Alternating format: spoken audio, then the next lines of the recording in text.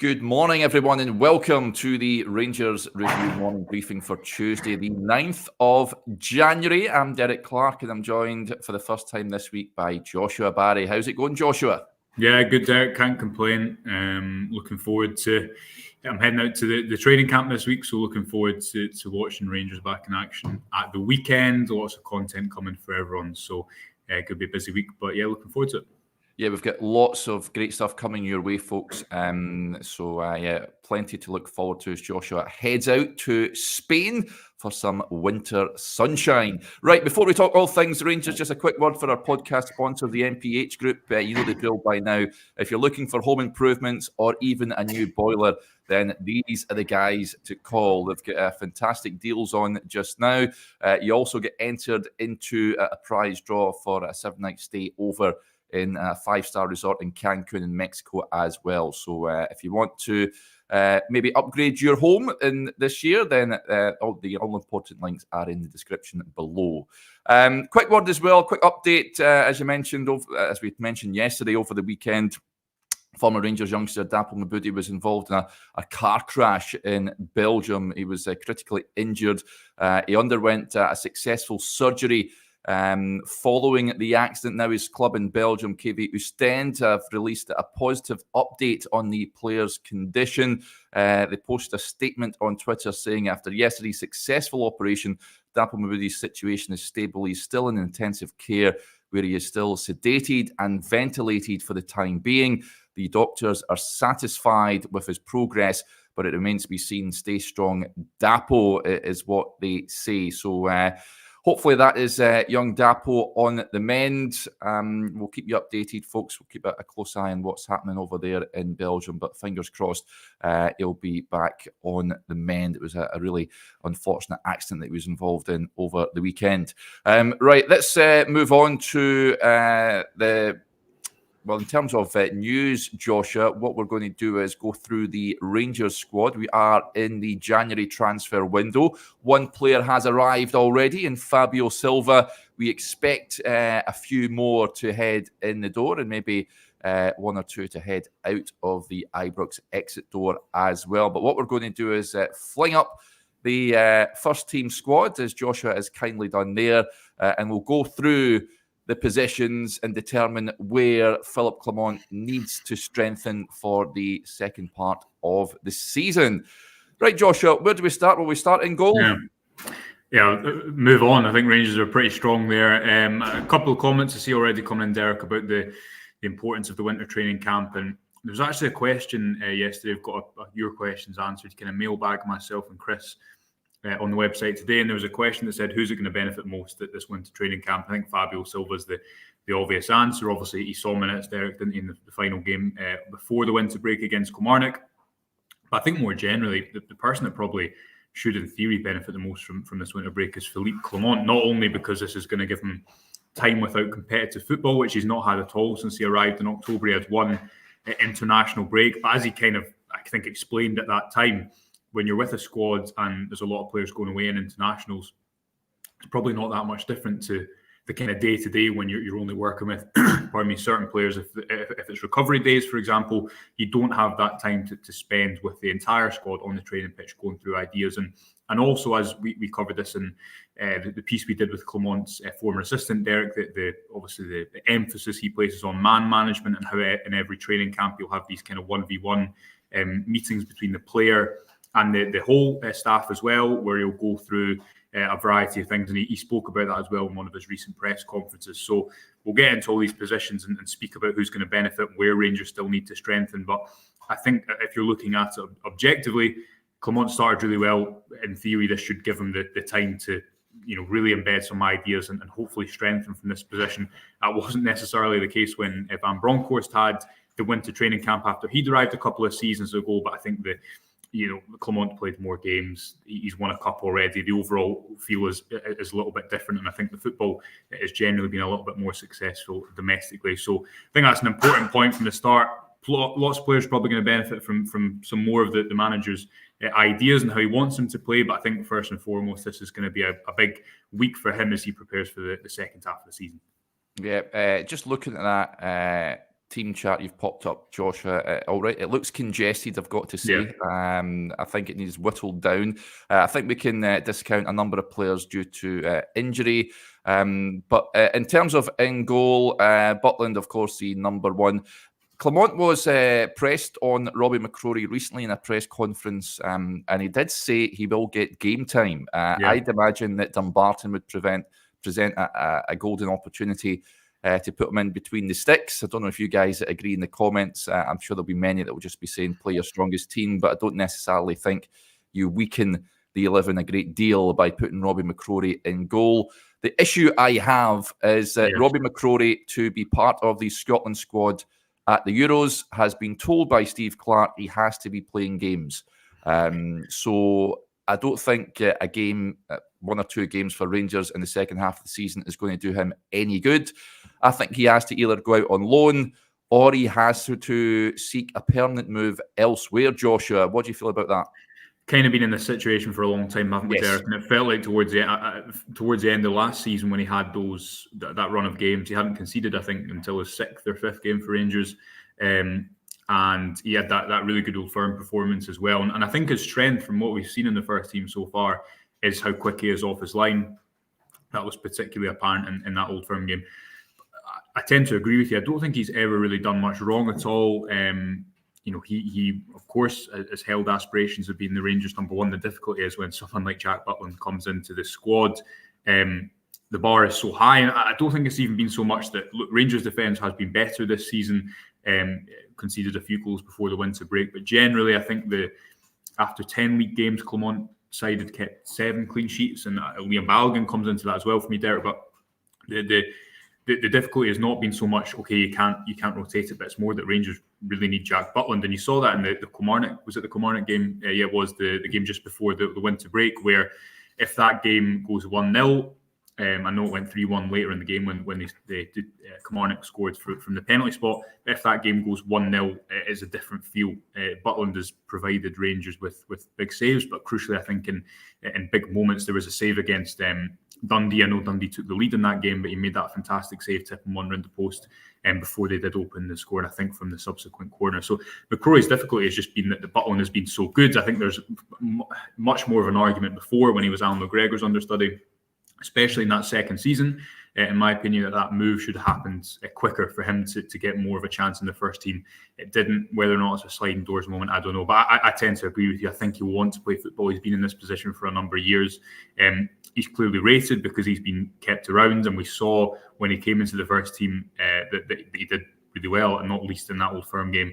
How many games are going to arrive between now and the end of the season? You're not going to pitch him into the Europa League games, are you, in the last 16? Are you going to play him in the Scottish Cup like John McLaughlin had that the run of games in the Scottish Cup a couple of seasons ago under Van Bronckhorst? I don't know. If you get to a semi-final or final, I think you're playing Jack Butland in that position, and then you're maybe looking at the odd league game here or there before the end of the season. So I agree with you. I think he'll be thinking a lot about his future this January, not least because obviously the potential of playing with Scotland at the Euros in the summer. Yeah, he could be the number one at any other club in Scotland and also a host of clubs down south. That's the thing for me. I'd be knocking on the manager's door. I'm sure he has done it already, but that's one to keep an eye on. Rangers have got an April deputy in John McLaughlin. And there was a comment that came in incidentally saying that Rangers should keep hold of him. Headkeeper says, need to keep McCrory as there will be big bids for Butland. Board won't turn down. I get that, and Rangers should be braced for that. However, Robbie McCrory can't just wait for that to happen. He has to think about himself. And of course, he has been told he has to be playing games if he wants to play for Scotland, which I think, incidentally, he could play for Scotland easily. I know that they've got Angus Gunn there, but for me, there's much of a muchness between the two of them. So, I want to keep an eye on. Right, let's move on. Left back, Joshua. Yes. It looks like Ridvan is heading for Verona over in Italy. Rumours of a £3 million fee being agreed between both clubs. We know that Borna Barisic is also free to speak to other clubs. It is an area of the pitch that Philippe Clement is wanting to strengthen in. We know Rangers had a loan bid for Owen Beck turned down, according to reports down south. He's been recalled from Dundee because Liverpool have a few injuries over in that left-back area. that is an area of the pitch I expect some movement this month. Yeah, I think obviously Ridvan had that game against Kilmarnock, and Clement said it was the best he's played so far, certainly since he came to the club. And I think domestically, Derek, you could probably argue the best probably since he's been at Rangers. It came after a run in the team. I think it was only the second time that he played more than 3 games in a row, or 4 games in a row, sorry. And the only other time was at the end of last season when the league was done. And much like McCrory, there was opportunities handed out. I think the question is not so much what Rangers probably haven't done well enough in the transfer market in recent years is probably be quite ruthless. And I think in Ridvan, you've got objectively someone who's a good player. He's got weaknesses. I think you've started to see what he can do. On the other side of things, he's not kicked on so far. There's probably questions over how many games he can play consistently, again, because he's not done that so far. And you've got 3 managers who, presuming that the Barisic is first choice, obviously we don't really know because he was injured. But you've got 3 managers who have tended to choose Barisic ahead of Ridvan. So it's not like it's a really clear and obvious decision, because I think if it was, then Ridvan would have been playing. I like him as a player. I think he brings a lot on the ball, and you saw that in that Kilmarnock fixture. We broke it down on the website, the way that he can play inside the pitch, the way that he's not kind of reliant on crossing into the box. He can dribble his way out of issues. I think what Rangers need in that area, though, is they need someone, Derek, who is their left back kind of no matter what and can play against a variety of different opposition. And at times, I think Barisic, when you're trying to break teams down, yes, his crossing is fantastic, but if you want to have a bit more variation on that left-hand side, for example, as we saw with that the third goal for Kilmarnock against Kilmarnock, Todd Cantwell's goal, we have Sima on the outside, you have Ridvan kind of moving in the inside channel to cross. That doesn't happen if it's Barisic, because he's not. How many times have we seen him make that movement with the winger on the outside of him? Not much at all. To have that variation on the outside of the pitch, you need someone who's comfortable in lots of different zones. But again, to go back to the point, Barisic has played consistently under managers for a reason. The reason I say Rangers have not been aggressive enough in the transfer window is every player on this race chart will have a price, Derek. Ridvan not least, because he's not really quite kicked on and he still holds value. Rangers still have 3.5 years left on his contract. No doubt there's some kind of bonus agreements tied up in that as well, that maybe make it an appealing time to sell now as opposed to a little bit later down the line. If there was the opportunity to, for example, get funds there that strengthen elsewhere, that might be what they have to do this January to make it a success, because, as I say, I think they need to look at the overall picture. There's stuff to be won there this season, and Clement will have seen enough now of both his left backs to determine what he wants to do in that position. I just think Rangers, they can manage that until the end of the season. But if it's a trade-off, Derek, okay, they need that money to strengthen elsewhere, particularly in the forward areas. It might be something that might be a risk worth taking, because there's indecision in that area anyway. Ridvan, as much as I like him as a player, hasn't quite been able to kick on. I think if he had more time this season, we'd see that. But it's that trade-off. If he is going to bring in enough money, if that is going to be able to supplement other positions, then maybe that's something that will be worth it, Rangers team in the short term, as they try to win more silverware this season. Yeah, we always like a bit of comedy on this show in the morning, and huge thanks to Dundee Taylor for providing it this morning. I've got to say, this made me chuckle when I just spotted it in the comments. He says, "What about 1 million for Shanklin plus throw in Butland?" So yeah, some good. No is the short answer to that one. Let's go to the centre backs. We know Rangers are looking to strengthen in that area. Joshua, Balogun and Davis on that left side. Davis, I think, similar to Robbie McCrory, perhaps. He's someone that I think we're all expecting maybe moving on last summer. He stayed around. He has played his part, of course. He got his goal against Real Betis in that home game at Ibrox, and has been pretty steady, I've got to say. The games he has played, he hasn't played much, but he's been pretty decent. However, I can see him moving on at some point, either in January or the summer. Leon Balogun, I would be surprised if he was offered a new deal, I think, in the final year of his contract. Rangers need another defender in there. Happy with Goldson, Suter and King. The manager's happy with King. I expect him to get some minutes between now and the end of the season. But a centre-back, is that a priority for you in this window? I think it's a manageable situation until the end of the season, probably, Derek. This is not a window where Rangers have loads and loads of room to manoeuvre. It's not like the summer where they brought 9 players to the club. I think the middle of the pitch is like the centre back position, especially now Nico Raskin is coming back into the fold, and we don't know yet about when Ryan Jack's going to be back, but he will be at some point. And also Kieran Dowell has impressed in there. Dujon Sterling has impressed in there. And Jose Cifuentes as well. I know he suffered that injury in Wayne Betis, but the game before against Hearts was probably his best in a Rangers shirt as well. So both positions, I think Clement made a comment at the AGM, Derek, where he said that the squad was imbalanced, and it was quite, I can't remember word for word, but it was a quote that he's not quite said in a press conference, but in effect, he's inherited a squad that's been built to play a narrow kind of 4-3-3 with width from fullbacks, not much width in terms of wingers, and a different midfield function to what he inherited. He plays with kind of 2 number 6s. I'm interested to see how Rangers develop their play in the middle of the pitch, because I think they need to use their centre midfielders more in possession, but I think that ties in with Nico Raskin coming back. We've seen noises about Rangers being interested in central midfielders this January as well, but I think just in the centre-back position, Goldson and Balogun's probably your domestic pairing between now and the end of the season. It remains to be seen if Balogun goes into the European squad. I think the European football actually suits Davies more because it's on the ground. I know he made that mistake against Betis, but I think outside of that, for the first goal it was, I think outside of that, he had a good game, and I think it was the same. Sparta Prague at home, that 2-1 game Rangers won. I thought Davies was arguably Rangers' best player. I think it suits him when the game's on the ground and when it's more about reading the game than it is when the game's in the air. And I think not dissimilar to Ridvan, there's a player who Rangers have spent a fair amount of money on, but he's not someone who can play or has yet played every single game against every single opponent. It's clearly that left centre-back position for me. It's clearly an area that Rangers need to spend money in the summer, because they've rotated. Maybe they will just continually rotate next to Connor Goldson as they did do in the title-winning season, but they've not had a kind of a centre-back partnership that is the same in every single fixture and competition for a long time, whether that be Helander and Balogun swapping because of suitability and also fitness, or as we've seen last season when Rangers had absolutely no centre-backs at all, or this season when there's been managerial change.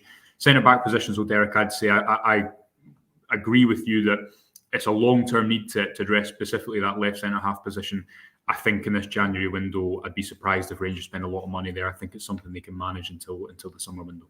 Yeah, the thing is, I mean, they've got the best defensive record in the division. It is good enough for the Scottish Premiership. I'm just thinking that forward planning and looking ahead, it is an area, and I'm sure Rangers will look to strengthen it either this window. We know that links with Scott McKenna have been surfacing last week, so remains to be seen what's going to happen with regards to that. On the right-hand side of the defence, notice we've got Sterling in that midfield area as opposed to the full-back positions. I think the midfield is his new position now. So Divine,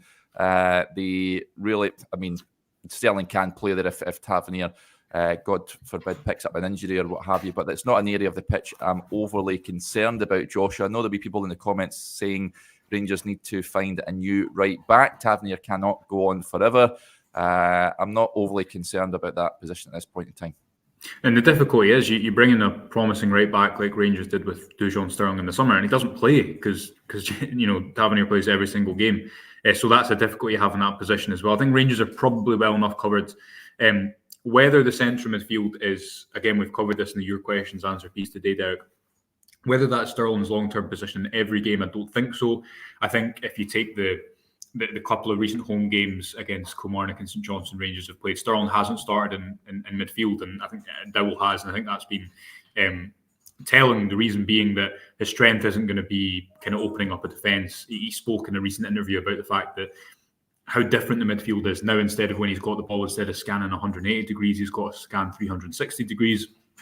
Interestingly, when we did a piece with his long-term Chelsea coach, I think it's Adi Vivesh, it's pronounced, who also took him to Coventry.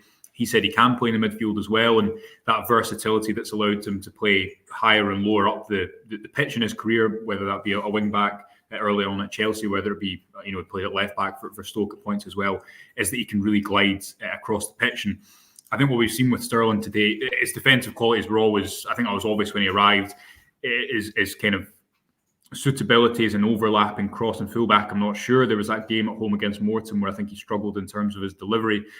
But what we have seen over this run is that it's probably a bit of a question as to where Sterling plays. But I think increasingly, especially in big games like the Old Firm, Derek, where I think a centre midfield spot does suit him, increasingly it's a question where he plays, but not a question of whether he plays, because I think you've seen that Rangers do really have a player in there who might have big resale value at some point later down the line. Not dissimilar from Calvin Bassey's emergence, because he was someone who was obviously a backup fullback and then has moved into a different position, and that's allowed him to really excel. I know it was a slightly different because that was on the European stage as well. But also it's just giving them time on the pitch, it's giving them minutes, and in the middle of the pitch you're isolated, you have to use that ability to glide across the pitch, the versatility that again has afforded them to play left back and right back. I still think if Tavernier is injured, Dujon Sterling is the one who moves into that position. Where he plays for the rest of the season remains to be seen. I think especially in big games, Derek, where things are open when you're going up against bigger opponents. You have to play Dujon Sterling there for the moment. How Rangers develop that centre midfield, I think that's interesting, because Nico Raskin coming back should allow you someone who can take the ball with the back to goal, who can progress the ball through the middle of the pitch. And I'm interested to see after January, and maybe more so even after the summer, how much of Clement's kind of style and tactical setup adapts in the middle of the pitch, and how much of it has just been about getting through this busy run of fixtures without the time on the training pitch to really develop things. Yeah, Denzel, an interesting point. He says, I don't think the winter windows are the time for major surgery on the squad. I'm worried we might lose focus of what's really needed. So an interesting take there from Denzel. It is a difficult window historically. Although Rangers did well bringing in Cantwell and Raskin last January. Just looking at that midfield, looking at it, Joshua Jack, not for me getting offered a new deal. If Rangers can get any games out of him before the end of the season, then brilliant, but he cannot be relied upon, unfortunately, as much as we all love him. Raskin, Sterling, yes, Cifuentes remain to be convinced. I think if Rangers get a decent offer for him in January, then shake his hand and wish him well and move on. I don't think it's worked for him. Lundstrom has been brilliant under the new manager. Kieran Dowell, I was thinking that he maybe for the off this month, he may still very well be, but he's came in from the cold, I think, due to the injury situation at Ibrox, and he's done pretty well, I've got to say. I've not been too disappointed with his contribution. Yeah, I agree, and it must. I was the same as you, Derek. I remember being at Tynecastle at the start of December, and Kieran Dowell was in the stands, and you were kind of thinking, it doesn't look like he's getting a look in at all. It must have been whether he was just building up fitness or whether Clement wasn't sure and just gave him a chance and he took it. Who knows? But he has taken it so far, and I think what you've seen is he's pretty. I think he's quite industrious, and he's not like an attacking. And again, we covered this in the piece we did with people who played with him. I think it was Mark Warburton and Lewis McLeod, who also had Rangers links, who spoke about the fact that yes, he's an attacking midfielder, but he does have a real edge about him and grit in the middle of the park. I think the benefit you see from Dowell is you've got a creative player playing deeper in the pitch. So again, the home game against St Johnstone, against Kilmarnock, quite a few reverse passes I think he tried in that Kilmarnock game. He's going to try things from deeper in the pitch. Now, Rangers at times, I think they need someone who, you've never really replaced that Stephen Davis mould for me, someone who, yes, will try things and play through the pitch and take risks, but do it at the right time, because you also need to retain the ball. There's no point in giving up the ball every few minutes to allow the opposition up the pitch. But at the moment, I think it's been important that in those home games, while you're missing Raskin, while you're missing Jack, while Cifuentes is still getting up to speed or has been injured, and while, again, you're working with a squad that's not been built to play in a kind of double pivot midfield. It's been built to play with one holding midfielder, one creator on the other side, and a couple more in the middle. It's been important to have a player like that will come in and hit the ground running and do quite well, and show that creativity from the base of the pitch. I still think that final minute in the Old Firm game where he fails to pick out James Tavernier is a big moment in the season. These incidents are obviously going to happen in every single football game, but that could have been a real turning point, I think, if he'd got his head up there and found him at the back post. But I think overall, whether it be his goal at Motherwell or just his overall performance against St Johnstone on the 20th of December, he's taken his chance, and I think he will play a part between now and the end of the season. Again, the question is, going forward, do Rangers need to invest in another midfielder to probably partner Raskin in there as good as Lundstrom's been? Yeah, I think so, because we've seen the lack of strength and depth in that area, which is required out of the box thinking in terms of putting Dujon Sterling there and someone coming kind of out from the cold, and Kieran Dowell and doing very well. Yep. There's There's a question that came in, incidentally, from Colin Cooper, who says, would you keep Jack Derrick if he quit the Scotland squad? I think that'll be a big conversation if Rangers are willing to give him a new deal in the summer. Philip Clement was asked about that, I'm sure. I can't remember after what game it was, about he sort of likened Jack to himself during his playing days when he was playing for Belgium. He had to have that difficult conversation about prolonging his club career and calling time on his international career. I think it is a legitimate conversation. He's not going to do it, Derek, before the summer, though. I mean, no, he's not going to play for Scotland before the summertime. He'll be itching to get fit because, again, like McCrory, he needs to be playing games if he wants to be part of that Scotland squad. So I just hope he can get back and can contribute, and that's a discussion for the summer, I'm sure. But it's been immensely frustrating that Rangers haven't seen him ever since that cameo for Scotland in that dead rubber, if you like, against Norway. So, hugely frustrating that he's not been available to Philip Clement. Right, let's move on. That sort of attacking midfield area, we've got Cantwell, Lammers and Lawrence.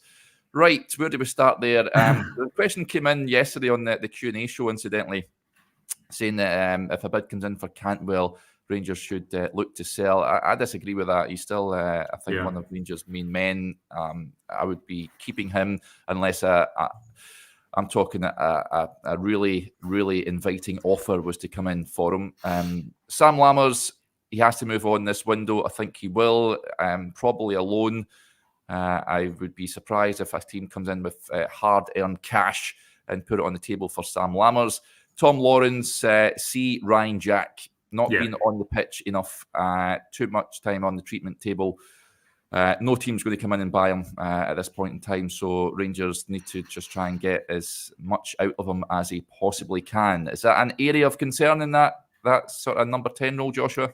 I agree with you on Cantwell. My understanding that if Cantwell were to be sold, or when he is to be sold, Norwich hold a pretty healthy, shall we say, sell-on percentage fee as well. So I think that will come into the consideration.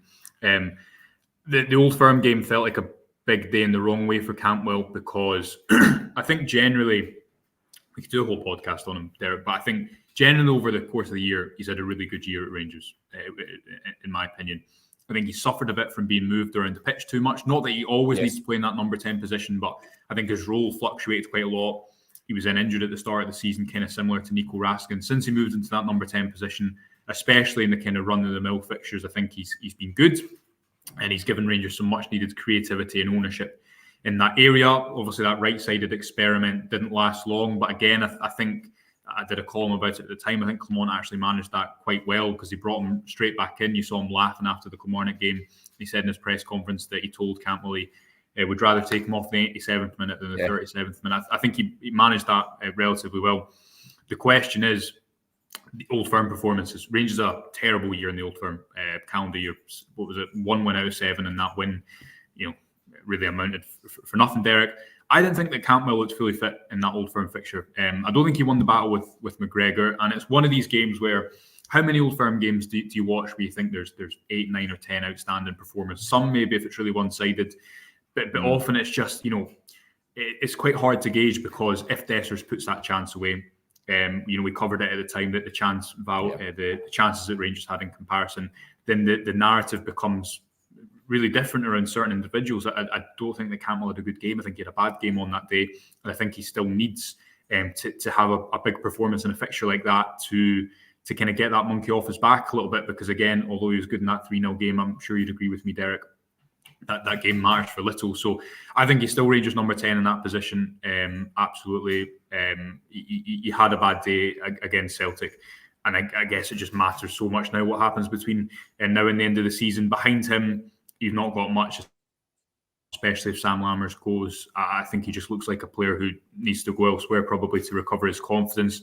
For me, that you can sum up as 6 months like the rest of his career so far. He was, I think, probably the one player coming out of pre-season that people were quite excited about. People have spent a lot of money on him in his career for a reason, but he's not really been able to transfer that, especially when I think the crowd have got on his back. And it must be a difficult place to play, Derek, when that is the case. But Rangers probably need a little bit more strength and depth in that area. Whether Kieran Dowell can move up a line remains to be seen. Campbell's probably going to play the majority of fixtures in that area. But I still think if you're looking at that line kind of behind the striker, I know Fabio Silva can play across a variety of positions.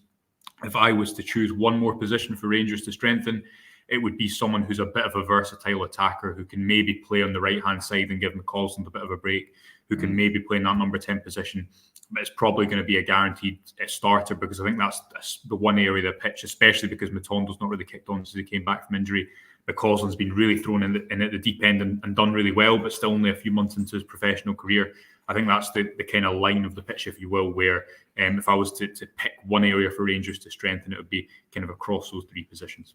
Yeah, lots of interesting points coming in just on Cantwell and others. Blue Nose John says Cantwell doesn't turn up enough in the big games. That reminds me of Tillman last season. And there's a few comments not happy with Cantwell's contribution, but for me, he's still Rangers' best number 10 in that area of the pitch at this moment in time. On the other, just quickly on that's a really interesting point, because you look at Tillman now and he's playing really well for PSV. I don't think I was a big advocate of him last season. I don't think anyone could question, personally, I don't think you could question his quality. Look at the level he's playing at now as well. You do, the fixture just matters so much that you do kind of need, I think, people who are real kind of protagonists on that day. And I think people have seen Cantwell as that, and probably they saw Tillman's quality as that, which is why there's going to be that attention on them. And I do agree with the point. I think these are the games that matters. These are the games that matter, sorry. The difficulty I think Rangers have had is for so long, apart from when Kemp went through a couple of good spells, apart from when Morelos was kind of in his purple patches, they've not had attackers in these fixtures who have split the difference. And that's, again, what we spoke about continually after the Old Firm game. I think if you look at that calendar year of Old Firms, there was a couple of games where I think Celtic were clearly the better team, the League Cup final, the 2-1 game notably. But I think there was a lot of games where it was really even. And the difference was having the ability to score when you're on top, seize the momentum, and take opportunities. And the data kind of backs that up as well. And that's where I think the frustration comes into it. Clement will hope Fabio Silva is that player who can be his big performer in the final third. But it's no coincidence for me, Derek, when you look at the fixture last season, Rangers had Kent and Morelos, who were a shadow of their former self in that first half of the season, who could not get them over the line in those fixtures. Spent a lot of money in the forward lines this summer. It remains to be seen how Danilo does long term. But you can't say in the first half of the season, especially if you're taking Cyril Dessers, who started up top in both of those games, Sam Lammers, who missed the chance in the first Old Firm of the season, that money spent has not got Rangers over the line that they needed to. So that's why I'm saying that the attacking areas for me, I think that's a difference. Quality there to I guess, reward yourself when you're on top of in these type of games and push the margins in your favour, which Rangers haven't been able to do for far too long in the Old Firm. Yeah, this point from Andy says, what about Hadji? Should we sell him as well? Discussed Hadji in the Q&A show yesterday. He is an asset to Rangers. I think if he has a good Euros in the summer, that might add £1 or £2 million more onto his valuation.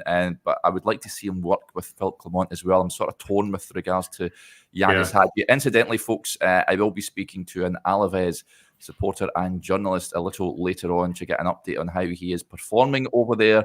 But yeah, that's I'm on the fence with Yanis, Joshua. I think the injury has really put paid to his Rangers career, unfortunately. I'm surprised if he comes back and has a part to play, but at the same time, I just trust Philippe Clement to get a tune out of him. And I think if we're talking about that number 10 position, Derek, and the strength and depth you need there, that's the position where that's the kind of role that would suit him. Obviously, under Van Bronckhorst, he was on the right. Under Gerrard, he was playing as one of the kind of creative number 10s. And under Bealey, he never really got that opportunity this season, or he wanted first team football. There was that press conference after the Morton game, I think it was, where he was quite honest about the fact that he wanted to play football. And you can understand that, we did that interview with him, and he's someone who really lives and breathes football. He wanted to get back to his international career as well. He's 24, 25 now, so he's not a young player anymore. He is in a stage of his career where he probably wants to really try and establish himself. Long term, I'm like you, I'm undecided, because I think he's got real upsides to his game. I think his numbers were quite good in that tight winning season. The difficulty is that tight winning season was quite a while ago, and as we're touching on with the Ridvan situation, I think Rangers need to be opportunistic and aggressive in the transfer window when they can, much like they were probably with you look at the money they tried to get from Sakala and Cholak in the summer. I know they've not spent that money very well, but trying to use the assets that you have in the squad to sell them when the time is right, to reinvest when the time is right as well. So be interesting to see what happens in the summer. I agree with you that it'll be interesting to see how it works under Philippe Clement. But again, if it's not worked in the kind of season since injury, is it realistic to think that next season is going to be the one where Hadji kicks on?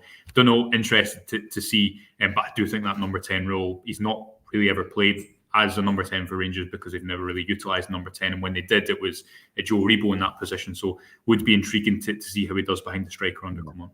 Yeah, there's a comment came in saying Hadji is a summer problem. He is a summer problem, one to a puzzle to solve in the summertime. Right. Elsewhere in that pitch, we know Abdallah Sima's away with Senegal. Let's hope they have a howler of a tournament and he's back as soon as possible. Rabbi Matondo, not happening for me, Joshua. I know he had that sort of bright period at the start of the season, got injured at the worst time ever, and has looked at a shadow of that player since he's returned. Hopefully this winter training camp will be good for him, because with Sima's absence, it presents an opportunity for him to play more than what he normally would. That side, I'm quite happy. That right-hand side, I'm with you. I think if Rangers can find a player that can take the load off of Ross McCausland. I know that Scott Wright is there to help out, and I'm happy with Scott Wright still contributing if he does a job. Up front is major construction work required. Silva, as we know, has been brought in. Dessers, I think, can contribute, but should not be the main man. Kamaru and Danilo, I'm sort of just discarding them at this moment in time. If we see them before the end of the season, brilliant. But Rangers need firepower in there. One or two out-and-out strikers. One or two out-and-out strikers as well. I'll go through it briefly. I think Matondo, we did a really interesting piece with his assistant manager at Cercle Bruges. We had that great season, and now the manager at Cercle Bruges in Belgium, and he just spoke about how good he thinks Matondo can be. I think we saw that in that brief period at the start of the season, Derek, and it was really the only time he's played on the left consistently. Then he had a good sub appearance against Aberdeen away, where he created that chance for Lammers, he created the corner, and I think what we saw there was for Matondo to when he'd been coming on earlier in the season and making an impact. It was in games that were stretched. Livingston, it was 1-0 when he came on. Ross County away, I think it was 2-0, but the game was becoming stretched. St Johnstone away, when he scored the second goal, it was 1-0 when he came onto the pitch. Obviously, PSV scored that fantastic goal when it was 1-1, and PSV were pushing for a second goal. I think the challenge for him was always going to be, well, that is not a consistent game state that you're going to face. How do you do it against the packed defence? And I think in that Aberdeen game, we saw that because he was going to the byline more instead of trying to shoot from unrealistic angles. And he was trying to get to the byline and cut it back, which obviously created those two moments referenced.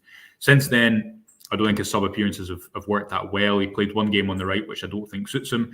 I think there's still attributes there to be worked with. Again, the question is, does Clement think he can translate that into a starting position? He's well aware of Matondo's talents because he faced him a few times in Belgium and asked him about it at a press conference recently. He said he thinks he can be someone who, I think wall breaker was the phrase he used, and that's maybe not how we've thought of Matondo in the past. We've maybe thought of him as someone who is going to excel in transition. I think for him to make it at Rangers, he needs to, that brief cameo we saw against Aberdeen, he needs to be someone who can help them break down teams instead of just hit them when they're open. On the right-hand side, if you sign a player who's going to be your first choice right winger, do you risk stunting Ross McCausland's development? I don't know, because he's played a lot of games consistently in that position since he broke in. He's had to take on a lot of responsibility, and I think everyone can see he's a really good player. I agree with you. I think Scott Wright as backup is fine as an option. We've seen, especially in those two Hampden occasions, that he can have moments. And I thought McCausland's game against Kilmarnock was actually one of his best for Rangers. I guess the question is, again, do you risk stunting his development if you bring in someone a first teamer who's going to want to play a lot of football in there? I still think Rangers could benefit with having that left-footed attacker from that side that they've not had for a number of years. And up top, Desser's goal scoring and goal contribution numbers are okay. I think they're actually probably bordering on good across the domestic fixtures. Yeah, but I agree with you, in the big moments, you need to be ruthless. We've seen enough in those two Old Firm games, I think, to suggest that you need someone else in those positions. I'm a big fan of Danilo. I think long-term he can be a real success at Rangers. Again, those two injuries have really hampered him this season. a lot's riding on Fabio Silva. He's coming to play games. He's not coming to sit on the bench. Exactly. He's done that at Wolves. Now, I don't think he's going to always maybe play in that number 9 slot. I think what you've seen in Clement's press conferences is he's going to have a bit of variation in the positions he plays him in. The question, I guess, and we don't know because he's not scored goals consistently throughout his career much because he's young, he's still only 21. As mentioned when he arrived, I think he comes at a different stage to Amad Diallo. Both arrived for nearly £40 million when they were teenagers to the Premier League. The difference is Fabio Silva's played really 2 seasons worth of matches and was a starter for PSV last season off the left, which is maybe where we'll see him, I think, with Sima out of the team. I agree with you, Derek. I don't know where I think Rangers need a goal scorer. It depends how Clement views Silva. Is he going to be his number 9? Is he going to be a second striker? I think they need another first-team player in those positions because that Old Firm game, I think, just confirmed what we've seen all of the last calendar year. For Rangers to get over the line in these big fixtures, especially the Old Firm games, I still think they need someone who is capable of being a real killer in the box and deciding the fine margins for them. Whether that's extra goals on the right-hand side and whether it's more depth at number 10, more likely whether it's another striker, I don't know. I guess the difficulty is we don't know exactly how Fabio Silva is going to be used by Clement. What we do know, we covered this in the piece when he arrived at the time, is that he's a player that Clement really liked when Niels Koppen raised the possibility to the new Rangers football boards, and Fabio Silva was really taken with Clement in return as well. So he's coming to play football. It'll be interesting to see where those minutes arrive. I agree, you can't rely on Kemar Roof, and Danilo, we don't know how long he's going to be out for. But if you've had surgery on your knee, I don't think you'll be back anytime soon. No chance. Dana Life says, we need a Boyd, lads. Yeah, absolutely we do, but they cost a fair chunk of change to bring guys of that calibre in, but it is the priority for me in this January transfer window. Right, folks, I think that'll do us there. Bumper show for this morning. Huge thanks to Joshua.